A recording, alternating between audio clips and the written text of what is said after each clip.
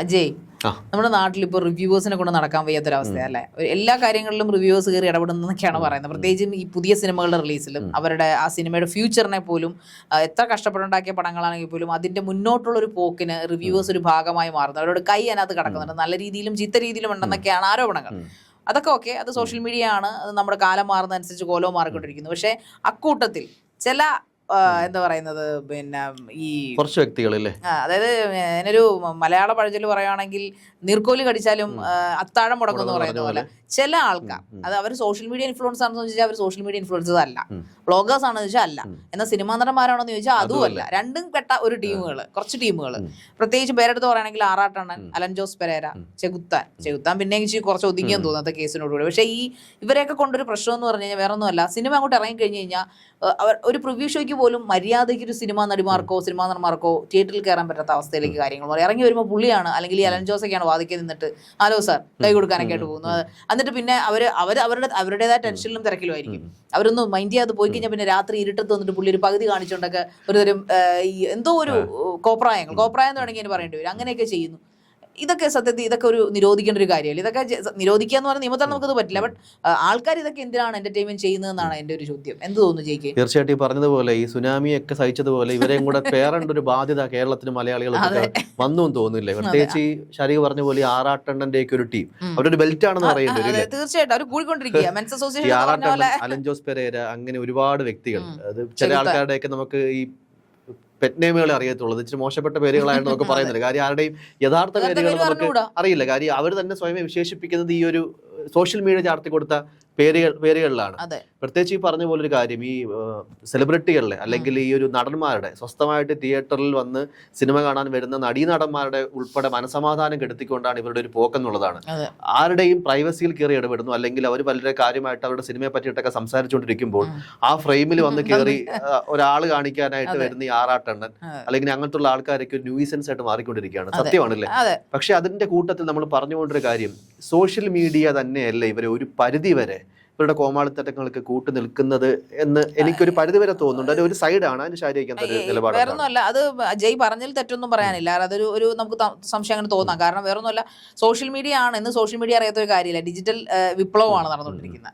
അപ്പോൾ അക്കൂട്ടത്തിൽ സിനിമയും അതിന്റെ ഭാഗമായി മാറിയിരിക്കുന്നു. പക്ഷേ ഈ ആറാട്ടണ്ണനെ പോലുള്ള ആൾക്കാർ അതിനെ മുതലെടുക്കുകയാണെന്ന് തന്നെ വേണമെങ്കിൽ പറയാം.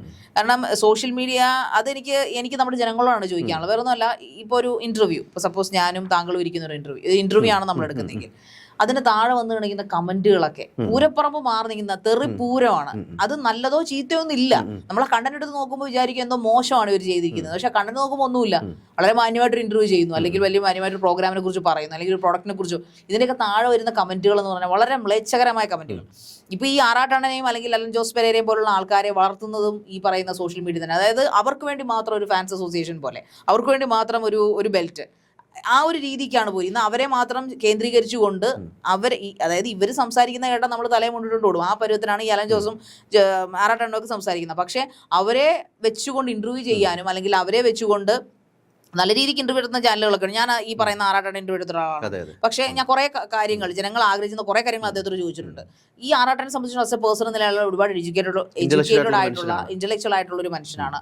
അദ്ദേഹത്തിന് നല്ല ഇന്റർവ്യൂ ഞാൻ കണ്ടിട്ടുണ്ട്, ഞാൻ അദ്ദേഹത്തെ കുറിച്ച് പഠിച്ചപ്പോഴത്തേക്ക്. പക്ഷെ എന്തിനാണ് അദ്ദേഹം ഇത് ചെയ്തതെന്ന് ചോദിച്ചപ്പോൾ എനിക്ക് പ്രശസ്തി അല്ലെങ്കിൽ എനിക്ക് പബ്ലിസിറ്റി വേണമെന്നാണ് അദ്ദേഹം പറഞ്ഞത്. ഞാൻ ചോദിക്കുന്ന പോലെ എന്തിനാണ് പബ്ലിസിറ്റിക്ക് വേണ്ടി ഇത്ര തരം താഴുന്നതെന്ന് ഞാൻ അദ്ദേഹത്തെ ചോദിച്ചിട്ടുണ്ട്. അപ്പോൾ അദ്ദേഹം പറയുന്നത് മോഹൻലാലിന് അഭിനയിക്കാൻ അറിഞ്ഞൂടാ, മമ്മൂട്ടി മെത്തേഡ് ആക്ടിക്കാണ്, മോഹൻലാൽ നാച്ചുറൽ ആക്ടറാണ്. ഇദ്ദേഹത്തേക്ക് ഡിഫൈൻ ചെയ്യുന്നുണ്ട് തെറ്റില്ല. പക്ഷെ അങ്ങനെയാണ് എന്ന് പറഞ്ഞ അഡമൻസി പറയാൻ അദ്ദേഹത്തിന് ആരും റൈറ്റ് കൊടുത്തിട്ടില്ല. അതോടൊപ്പം തന്നെ ഈ നടിമാരുടെ കാര്യങ്ങളിലേക്ക് ഇൻക്ലൂഡ് ചെയ്യുക, പ്രൈവസി കാര്യങ്ങളിലേക്ക് ഇൻക്ലൂഡ് ചെയ്യുക, ഹണി റോസിനെ കുറ്റം പറയുക, അല്ലെങ്കിൽ നിത്യാമേനോനെ കല്യാണം കഴിക്കണമെന്ന് പറയുക, ഐശ്വര്യലക്ഷ്മി മൈൻഡ് ചെയ്തില്ല. പറഞ്ഞ ഈ ഒരു കേസുകൾ തുടങ്ങുകയാണെങ്കിൽ അടി കൊടുത്തുള്ള പരിപാടിയാണ് അക്കാട്ടിലെ കാണിച്ചുകൊണ്ടിരിക്കുന്നത്. പല ചാനലുകളും അവരുടെ അന്നമാക്കി ഇവരുടെ മാറ്റുന്നുണ്ടെന്നുള്ളതാണ് പ്രധാനപ്പെട്ട കാര്യം. അതായത് രാവിലെ ചെന്ന് ഞാൻ ഇന്നാളൊരു വീഡിയോ കണ്ടപ്പോഴത്തേക്കും ഇവരുടെ വീടിന്റെ പരിസരത്ത് നിൽക്കുകയാണ്, ഇവരെല്ലാവരുടെ കൂടി രാവിലെ കാപ്പിയെ കുടിച്ച് സ്റ്റെയർ കേസിലൊക്കെ ഇരിക്കുകയാണ്. അതായത് ഇന്ന് എന്താണ് കലാപരിപാടി എന്നൊക്കെ ചോദിക്കുന്ന പോലെ ആറാട്ടണ്ണൻ പറയുന്നു, എന്റെ ഫോണിൽ ഈ ഒരു ലേഡിയുടെ നമ്പർ ഉണ്ട്, ആക്ട്രസിന്റെ നമ്പർ ഉണ്ട്, അത് വിളിക്കാമെന്നൊക്കെ ചോദിക്കുന്നു. അലൻ ജോസ് യാതൊരു ഉളുപ്പും ഇല്ലാണ്ട് അവരെ കുത്തി വിളിച്ചിട്ട് ഫോൺ വിളി സംസാരിക്കുകയാണ്, ഞാൻ അലൻ ജോസ് ആണ്, ഞാൻ സ്റ്റാർ ആണെന്നൊക്കെ പറഞ്ഞിട്ട്. ഇവർ സ്വയമേ ധരിച്ചു വെച്ചിരിക്കുന്നത്, ആദ്യമൊക്കെ ഞാൻ കരുതി ശരിക്കും ഇവരുടെ ഒരു മായാലോകത്തിലൊക്കെ പെട്ട് എന്തൊക്കെ ആയിപ്പോയെന്ന് ധരിച്ചിരിക്കുകയാണ്. ശരിക്കും ഇവർ ആ ഒരു ലോകത്തിലായി കഴിഞ്ഞു. അതായത് ഞാൻ സ്റ്റാർ ആണ്, അത് നെഗറ്റീവ് പബ്ലിസിറ്റി ആയിക്കോട്ടെ പോസിറ്റീവ് ആയിക്കോട്ടെ, ഞാൻ ഈ ഒരു താരമൂല്യമുള്ള ഒരു വ്യക്തിയാണ് എന്നുള്ള നിലയ്ക്ക് അവർ സ്വയം അഡ്രസ് ചെയ്യാണ്. ആ രീതിയിൽ അവരെ പൊക്കിക്കൊണ്ടുവരാൻ ലൈഫ് വ്ലോഗ് എന്നൊക്കെ നമ്മൾ പറയത്തില്ല, അതായത് രാവിലെ എണീച്ചു, ഞാനിപ്പോൾ ഇത് കാപ്പി കുടിച്ചു, എനിക്ക് ഉച്ചയ്ക്ക് ഇതായിരുന്നു, ഞാൻ വൈകിട്ട് അവിടെ പോയി എന്നൊക്കെ പറയില്ലേ, അതുൾപ്പെടെ ഇവരുടെ ദിനചര്യകൾ പോലും ടെലികാസ്റ്റ് ചെയ്യാനായിട്ട് അത് കണ്ടിരിക്കുന്ന രീതിയിലേക്ക്, പ്രേക്ഷകരെ വളർത്തുന്ന രീതിയിലേക്ക് സോഷ്യൽ മീഡിയ മാറിക്കഴിഞ്ഞു. അത് ശരിക്കും വലിയൊരു വിപത്തിലേക്ക് പോകുന്നില്ലേ കാര്യങ്ങൾ? തീർച്ചയായിട്ടും. കാരണം അത് വേറൊന്നും കൊണ്ടല്ല, സോഷ്യൽ മീഡിയ തിരിച്ചറിഞ്ഞേ പറ്റും. കാരണം ഇനി ഡിജിറ്റൽ വിപ്ലവം തന്നെ നടന്നുകൊണ്ടിരിക്കുന്നു. നല്ലത് ഏതാണ് ചീത്ത ഏതാണെന്ന് തിരിച്ചറിയേണ്ട ഒരു സമയം അതിക്രമിച്ചിരിക്കുന്നു. എന്തിനും ഏതിനും ഇങ്ങനെയുള്ള ആൾക്കാരെ പ്രൊമോട്ട് ചെയ്യേണ്ട കാര്യം, അത് പൈസയ്ക്ക് വേണ്ടിയിട്ടാണ് മറ്റ് ലോക്കൽ ചാനൽസ് അല്ലെങ്കിൽ അങ്ങനെയുള്ള ചാനൽസ് തരം താഴുകയാണ്. അതൊരു ഒരു ഡിജിറ്റൽ മീഡിയയുടെ അല്ലെങ്കിൽ ഒരു സോഷ്യൽ മീഡിയ വാർത്തയുടെയോ അല്ലെങ്കിൽ സോഷ്യൽ മീഡിയ എന്റർടൈൻമെന്റിന്റെയോ ഒരു ലെവൽ ഓഫ് സ്റ്റാൻഡേർഡ് നിശ്ചയിക്കാൻ സമയം അതിക്രമിച്ചിരിക്കുന്നു. അതിനൊരു സ്റ്റാൻഡേർഡ് വെക്കണം. എല്ലാവരും ഇവരെ ഇങ്ങനെ പ്രോത്സാഹിപ്പിക്കാൻ പാടില്ല. അതുകൊണ്ടാണ് ഇവരിങ്ങനെ കെട്ടഴിഞ്ഞ പട്ടം പോലെ ഇങ്ങനെ നടക്കുന്നത്. കാരണം ഞങ്ങൾ എന്തെങ്കിലും ചെയ്താൽ ഏത് ചാനൽ, ഇപ്പോൾ നമ്മൾ പണ്ട് സാറ്റലൈറ്റ് ചാനലിന്റെ കാര്യം എടുക്കുകയാണെങ്കിൽ, അത് സാറ്റലൈറ്റ് ചാനലാണോ, ഏഷ്യനെറ്റാണോ കവർ ചെയ്തിരിക്കുന്നത്, അല്ലെങ്കിൽ സൂര്യയാണോ കവർ ചെയ്തിരിക്കുന്നത്, അതല്ല അതേതോ ലോക്കൽ ചാനൽ എന്ന് പറയുന്ന ലെവലിലേക്ക് മാറണം. കാരണം ഇപ്പം ഡിജിറ്റൽ എടുത്ത് നോക്കി കഴിഞ്ഞാൽ ഇപ്പോൾ നിങ്ങളുടെ ചാനലായാലും മറ്റു ചാനൽ ഒരുപാട് നല്ല കാര്യങ്ങൾ ചെയ്യുന്ന ന്യൂസ് ചാനലുകളുണ്ട്. പക്ഷേ ഈ ആറാട്ടണ്ണന്റെ അല്ലെങ്കിൽ ഈ പറയുന്ന അലൻ ജോസിന്റെ ഒക്കെ കാര്യം വരുമ്പോൾ ഇന്ന് ഈ ഡിജിറ്റൽ ചാനൽ ചെയ്യുന്ന കാര്യം വെച്ചാൽ പേരും പ്രശസ്തിയും ഒന്നും നോക്കാതെ, അവരുടെ ജനങ്ങൾക്ക് അവരുടെ മനസ്സിലുള്ള സ്ഥാനം ഒന്നും നോക്കാതെ എന്തും അങ്ങ് എടുത്ത് കവർ ചെയ്യുക. ആ പരിപാടി ആദ്യം അവസാനിപ്പിച്ചാൽ തന്നെ ഇവന്മാരുടെയൊക്കെ കുറെ നട്ടൽ അല്ല കുറച്ച് ഈ അഹങ്കാരം കോമാളിത്തരം നിൽക്കും. കാരണം അവർക്ക് മഞ്ഞ ചാനലുകളെന്ന് ഇപ്പൊ എല്ലായിടത്തും മഞ്ഞയുണ്ട്, പക്ഷെ സാറ്റലൈറ്റ് ചാനലിന്റെ പ്രത്യേകത ഇതാണ്, അവർക്കെല്ലാം മഞ്ഞാക്കാൻ പറ്റില്ല. അവർക്കൊരു സ്റ്റാൻഡേർഡ് ഉണ്ട്. ഇനിയിപ്പോ എത്ര തകർന്നു പോയെന്ന് പറഞ്ഞാലും അല്ലെങ്കിൽ ഇപ്പൊ അതിന്റെ ഒരു ഇമ്പോർട്ടൻസ് കുറഞ്ഞെന്ന് പറഞ്ഞാലും തീരെ താഴെ പോകത്തില്ല അവർക്ക്. പ്രത്യേകിച്ച് നമ്മളിപ്പോ മെയിൻ സ്ട്രീം ചാനൽസ് സൂര്യ അല്ലെങ്കിൽ പിന്നെ സി കേരളം, ഏഷ്യനെറ്റ്, പിന്നെ 24 അല്ലെങ്കിൽ റിപ്പോർട്ടറൊക്കെ എടുത്ത് നോക്കുകയാണെങ്കിൽ അവർക്കൊരു സ്റ്റാൻഡേർഡ് ഉണ്ട്. പക്ഷേ തിരിച്ച് നമ്മൾ ഡിജിറ്റലിലേക്ക് വരുമ്പോഴത്തേക്ക് നമുക്ക് അത്യാവശ്യം പ്രശസ്തിയുള്ള ഒരു ചാനൽ എടുത്ത് നോക്കിയാൽ അവർ ഈ അലൻ ജോസിന്റെ പുറകെയും പോകും, അല്ലെങ്കിൽ ഈ പിന്നെ അവർ ചെയ്തുകൊണ്ടിരിക്കുന്ന ഇട്ട് കഴിഞ്ഞാൽ ഈ കണ്ടന്റ് തലക്കെട്ട് കൊടുക്കുക, അല്ലെങ്കിൽ ആ രീതിയിലുള്ള കോമാളികളെ എക്സ്പോഷർ ചെയ്യുക, അതിലേക്ക് കാര്യങ്ങൾ മാത്രം അതിലേക്ക് മാത്രം മാറുമ്പോഴത്തേക്ക് ഉണ്ടാകുന്ന ഒരു പ്രധാന പ്രശ്നം, ചാനലുകൾ അവരെ ഫീഡ് ചെയ്തുകൊണ്ടിരിക്കുകയാണ്. ഷാരിക പറഞ്ഞ പോലെ ഈ ഒരു ട്രെൻഡ് ഉണ്ടാക്കുന്നതും ചാനലുകളാണ്, ട്രെൻഡിനെ പൊളിച്ചെടുത്താനും ചാനലുകൾ കഴിയും. ഒരു പക്ഷേ പെട്ടെന്നൊരു ബ്രേക്ക് എടുത്ത് ഇനി പോസിറ്റീവ് ആയിട്ടുള്ള സ്റ്റോറികൾ മാത്രമേ കൊടുക്കുന്നുള്ളൂ, ഇങ്ങനത്തുള്ള കോമാളിത്തരങ്ങളൊന്നും കൊടുക്കുന്നില്ല, ഇവരെ പ്രേക്ഷകരുടെ മുന്നിലേക്ക് എത്തിക്കേണ്ട ആവശ്യമില്ല എന്ന് ചാനലുകൾ തീരുമാനിക്കുകയാണെങ്കിൽ ഒരു പക്ഷേ കുറച്ചു കാലത്തേക്കൊന്നും ഡൗൺ ആകുമായിരിക്കും. കാര്യം ആൾക്കാർ കണ്ട് അവരുടെ ബോധ മനസ്സിൽ ഉറപ്പിച്ച ഒരു ട്രെൻഡിലേക്ക് കാര്യങ്ങൾ മാറിയിരിക്കുന്നു. പക്ഷേ ഈ ഒരു ട്രെൻഡിനെ പൊളിച്ചെടുത്താനും സോഷ്യൽ മീഡിയക്ക് സാധിക്കും. ധൈര്യം വേണം, അതിനൊരു ധൈര്യം വേണം. ഈ പറഞ്ഞതുപോലെ ഈ താരങ്ങളുടെ ഒരു ഇരിക്കപ്പുറത്തേക്ക് എടുത്തുന്ന ഒരു അവസ്ഥയിലേക്ക് കൂടി ഇവർ മാറുന്നില്ലേ? ഈ എല്ലാവർക്കും നമ്മുടെ നാട്ടിൽ ഇപ്പോൾ പ്രധാനമന്ത്രിയുടെ പോലും നമ്പർ കിട്ടുക എന്ന് പറഞ്ഞാൽ വളരെ എളുപ്പമുള്ള കാര്യമാണ്. എനിക്ക് തോന്നി ആറാട്ടണ്ണന്റെ അലൻ ജോസ് പെരേരയുടെ ഒക്കെ ഫോണിൽ ഒരുവിധം മലയാളത്തിലെ എല്ലാ നടിമാരുടെ നമ്പർ കാണും. യാതൊരു എളുപ്പമില്ലാതെ ഇവരെ വിളിക്കുകയാണ്, വിളിച്ചിട്ട് ഇങ്ങനെ ഞാൻ ഇങ്ങനെയാണ്, ഇങ്ങനെ ഇത് അത് ചെയ്തത് പോരായിരുന്നു, അവര് ത്രട്ടൺ ചെയ്യുന്നുണ്ടാവാം അല്ലേ? അതെ, കാരണം നിങ്ങൾ അത് ചെയ്തില്ലെങ്കിൽ, എനിക്കൊരു ഹഗ് തന്നില്ലെങ്കിൽ, എനിക്കൊരു കിസ് തന്നില്ലെങ്കിൽ, നിങ്ങൾ എന്നെ മൈൻഡ് ചെയ്തില്ലെങ്കിൽ ഞാൻ നിങ്ങളെ കുറിച്ച് ലൈവിലിടും. ആറാട്ടണ്ണനൊക്കെ പ്രത്യേകിച്ച് ഇതാണ് പരിപാടി. അതായത് പുകഴ്ത്തലുണ്ട്, നമ്മൾ ഇഷ്ടം പോലെ കണ്ടിട്ടുണ്ട്. അതായത് ഒരു സെലിബ്രിറ്റി വരികയാണെങ്കിൽ താങ്കൾ ചെയ്തത് വളരെ ഗംഭീരമായിട്ടുണ്ട്, അല്ലെങ്കിൽ ഇത് കോമഡി നിർത്തരുത്, അടുത്ത മോഹൻലാലാണ്, അടുത്ത മമ്മൂട്ടി എന്നൊക്കെ ഇവരെ പറയുകയും ചെയ്യും. ഇവർ കൈതട്ടി കഴിഞ്ഞു കഴിഞ്ഞാൽ അല്ലെങ്കിൽ ഒന്ന് മൈൻഡ് ചെയ്യാതെ പോയി കഴിഞ്ഞാൽ രാത്രി ഇയാൾ ലൈവിൽ വരിക. അതായത് ഇയാൾക്ക് ഭയങ്കര ജാടയാണ്, എനിക്കറിയാം. അതായത് വ്യക്തിപരമായിട്ട് കാലങ്ങളായിട്ട് ഇയാൾക്ക് അറിയാവുന്ന ഏതൊരു വ്യക്തിയെ പറ്റിയിട്ടാണ്. ഒരു ഒക്കേഷനിൽ ഒരു വ്യക്തി അയാളുടെ പല സാഹചര്യങ്ങൾ കൊണ്ട് ചെയ്ത എന്തോ ഒരു ചേഷ്ടയ്ക്ക് അയാളെ കാലങ്ങളായിട്ട് അറിയാം, അയാൾ ഇങ്ങനെയാണ്, അയാൾ മോശപ്പെട്ട ആളാണ്, സിനിമയിൽ കാണുന്ന കണക്കല്ല എന്നൊക്കെ പറഞ്ഞ് ആധികാരികമായിട്ടൊക്കെ പറയാണ്. ഇത് ഷെയർ ചെയ്യാനായിട്ട് ഒരുപാട് ആൾക്കാർ ഉണ്ടാകുന്നു. ഈ നടന്മാരൊക്കെ ഒരു തരത്തിൽ നോക്കി കഴിഞ്ഞാൽ അവർ ആവശ്യത്തിൽ കൂടുതലവർക്ക് പ്രശ്നങ്ങളുണ്ട്.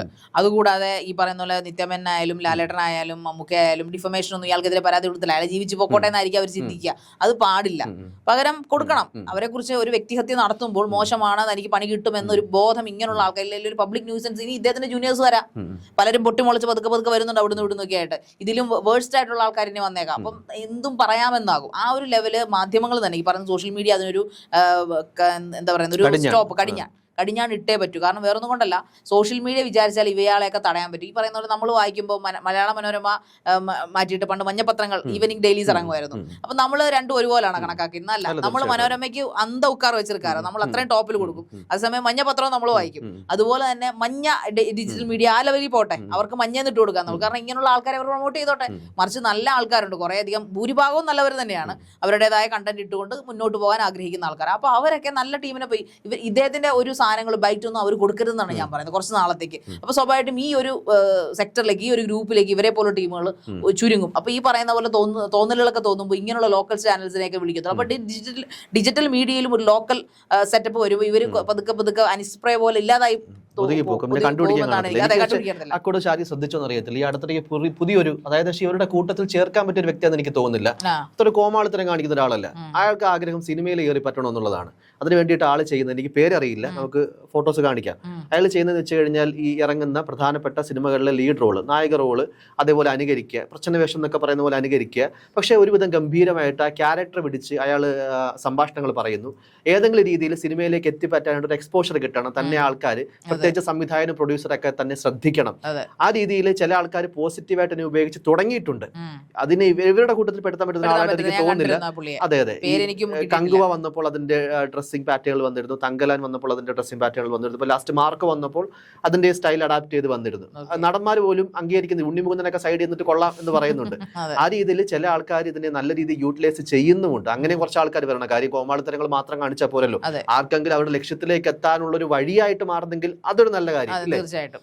അപ്പൊ എന്തായാലും ഇങ്ങനെയുള്ള ആൾക്കാരെ ഒരിക്കലും പ്രൊമോട്ട്, അവർ ജീവിച്ചു പോയിക്കോട്ടെ, പക്ഷെ അത് മറ്റുള്ളവരുടെ സ്വകാര്യതയിലേക്ക് കടന്നു കയറ്റം, പ്രത്യേകിച്ചും സിനിമ കൊണ്ട് ജീവിക്കുന്ന ആൾക്കാരുടെ സ്വകാര്യതയ്ക്ക്, അവരുടെ സ്വകാര്യത പോലെ തന്നെ സിനിമാ നടന്മാർക്കും സ്വകാര്യതകളുണ്ട്, നടിമാർക്കും ഉണ്ട്. അതിൽ ഇൻക്ലൂഡ് ചെയ്യാതെ, ഒരു മേഖലയെ തകർക്കാതെ, അല്ലെങ്കിൽ ഒരു റിവ്യൂ ഉണ്ട്, ഒരു റിവ്യൂ ബോംബിങ്, അതായത് പറഞ്ഞ പോലെ സിനിമ അവർക്ക് ഇഷ്ടമല്ലാത്ത ആൾക്കാരുടെ, അല്ലെങ്കിൽ അവർക്ക് ഇഷ്ടമല്ലാത്ത ടീമിന്റെ സിനിമ വന്നാൽ പറഞ്ഞാൽ ആ സിനിമ മോശമാണെന്ന് പ്രചരിപ്പിക്കുക, അങ്ങനെയുള്ള പരിപാടികളൊക്കെ ഒരു തടയിടേണ്ട സമയം അതിക്രമിച്ചിരിക്കുന്നു. അതിന് സോഷ്യൽ മീഡിയയും ഈ പറഞ്ഞ പോലെ പിന്നെ സാറ്റലൈറ്റ് മീഡിയകളും ഈ പറയുന്ന സിനിമാക്കാരും എല്ലാവരും ഒരുമിച്ച് നിന്നാൽ ഇതിനൊക്കെ ഒരു തടയിടാവുന്നതേ ഉള്ളൂ. അപ്പോൾ അതിനായി തീർച്ചയായിട്ടും ശ്രമം ഉണ്ടാവണമെന്ന് തോന്നുന്നു. അതാണ് എൻ്റെ ഒരു പറച്ചിൽ. തീർച്ചയായും.